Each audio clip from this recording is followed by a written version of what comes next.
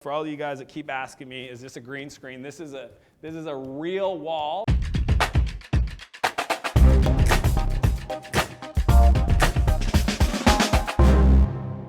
How to talk with an advisor or mentor. You know, in your life, you may feel like you're running blind. You don't have anybody to talk to in your business, and you're struggling to really find the right way to do things, or you've got a ton of priorities and lists of to-dos going on and on and on, and you're trying to figure out, like, what do I start with today, right? Or you feel like for the last 5 years you've been working on your business, and especially at this time of year, you're looking at your numbers and you're saying, where's the progress? You know, I've been working, I'm trying to get free from my business, and I just don't feel like I'm making the right moves.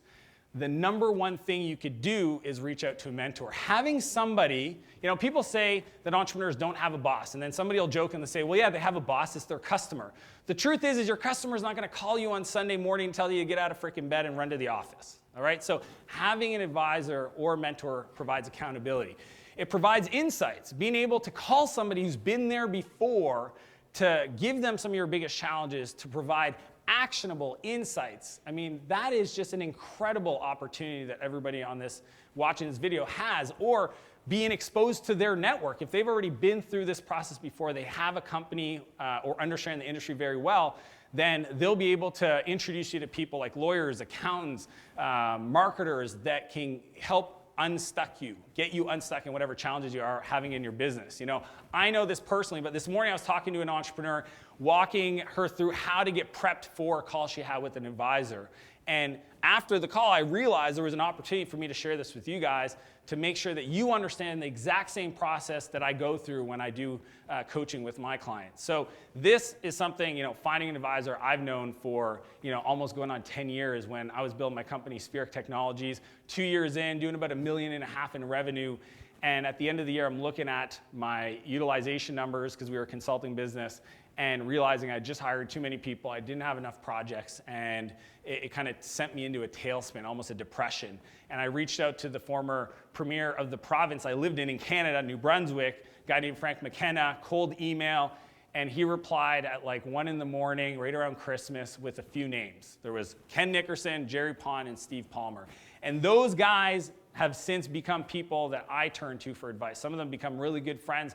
But at the end of the day, if I didn't have that level of advice and knowledge, I wouldn't be able to get unstuck or get through that challenge. But even more important, I really learned through that process of having advisors or mentors how to communicate with them. And that's what I want to share with you guys in this video. So number one, when you have a meeting or first call with an advisor or mentor, you want to be prepared. You want to make sure that you sit down and you think, what do I want to talk to them about? What are the talking points? I share this a lot with entrepreneurs that I train, that they need to never go into an important sales meeting, partnership meeting, or meeting with a mentor advisor without being prepared with talking points. 3 to 5 talking points that as the conversation's flowing, that you can reference back. You can write it in your journal, on a flip card, whatever it is, but that is your guide for the conversation. So being prepared is number one, to make sure that you don't allow the anxiety or the nervousness or the overwhelm of where your business is at to take the best of you and kind of veer you off. And at the end of the call, you go,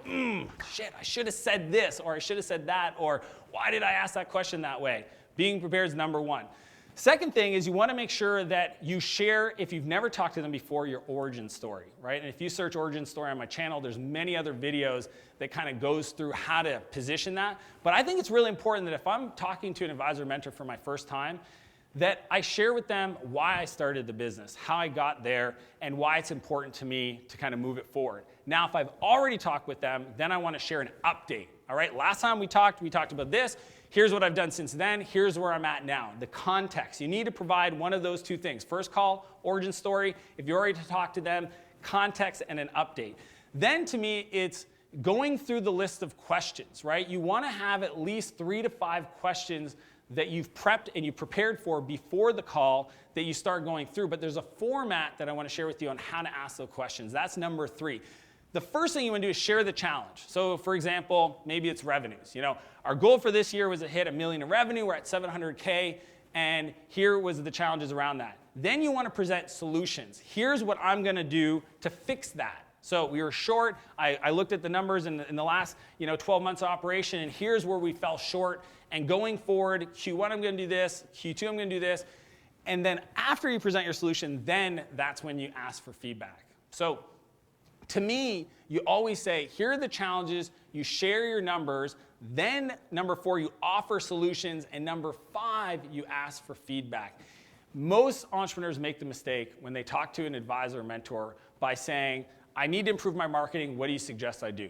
That is the worst question you could ever ask. Why? Because it's lazy. You put it on the other person to try to just come up with ideas. It's like my buddy Jason, who reminded me, we're at a kind of a networking event, and I was meeting with somebody I just met. At the end, I said, let me know if I can ever be helpful. And Jason pulled me aside and he said, hey, Dan, I just want to kind of suggest a little bit of an edit. He said, by you saying, let me know if I can ever be helpful, you put it on them to come up with the ideas to be helpful. Whereas if you said, let me circle back with a few ideas on how I could be helpful, then you take the ownership to create value for that other person to offer some solutions to ways you can help them. And I feel like that's the same thing with an advisor or mentor is you never want to be like, my challenge is cash flow, what do you think I should do? You should say, my challenge is this, here are my solutions, and then ask for advice. When you ask for the feedback, the number one thing that you can do to screw that up is you keep talking. Blah, blah, blah, blah, blah, blah. You need to shut up. You need to listen with your ears open and let the mentor or advisor give you that advice. Share the stories. Because some people are like, well, I'm talking to this person. I really want to ask them, what were the revenues last year? I'm going to tell you the way to get that is you tell them your revenues and you tell them your top 3 challenges for getting those revenues, and then you ask them for advice. And if you do it right and you're open and you're honest and you connect with them on an emotional level, on a friendship level, they're going to say, you know what? Here's where we're at. Here's what we did to get that. Here's where I think you can make some tweaks to get there. And I think that format of talking to an advisor or mentor and that structure will really change the game for you. Now, number 1 challenge that comes up when I share this strategy with entrepreneurs is like, hey, that's great, Dan, but where do I find a mentor or an advisor? And here's my number 1 tip I'm going to give you. You want to write this down? If you don't have a pen, go get it. In your city, there are nonprofit boards. There are nonprofit organizations, fundraising, they usually help the library, the hospital, all these different groups of people, and they have boards put together. And on those boards, there are entrepreneurs. There are businessmen in your community. Those people are pre-qualifying themselves as good people. They care about their community. They want to give back. So if you live in the city and you reach out to, let's say, 10 of those people, and I'm talking cold emails, okay? This doesn't work for everybody else you want as a mentor. But you have these people that sit on charitable boards, and you reach out to 10, you'll pretty much get a 70 to 80% response rate. And the email format follows the same strategy that I shared with you guys on how to actually ask for advice. Be open in the email. This is my business. This is our revenue number. That's what got me the response from Frank McKenna is because I told him, our revenues are this. Here's my challenges. Here's what I'm trying to do. Do you know anybody in this community, in this province or state that might be able to help me? And he replied with 3 names. And the key after you do all of that, you have a great call, you have a great connection with the mentor, is you always have to follow back. Following up and letting the person know how their advice impacted or changed your strategy and it had in your business is the value and the repayment for them investing that time. So that is the strategy. 1, be prepared. 2, share your origin story or give an update. 3, make sure that you share your challenges with numbers. 4, you want to make sure that you offer 1 to 3 solutions that you're actually going to execute that you think will fix the problem. And then finally, ask for advice or feedback on that strategy. Shut up, listen, and take that advice, execute it, and follow up. Hope this video finds you incredibly well. As per usual, I want to challenge you to live a bigger life and a bigger business, and I'll see you next Monday. If you like this video, be sure to subscribe to my channel. I'd also encourage you to join my newsletter where I share exclusive events and opportunities for other free training videos. And if you're ready to get going, I got a couple more videos ready for you to go. Have an incredible day.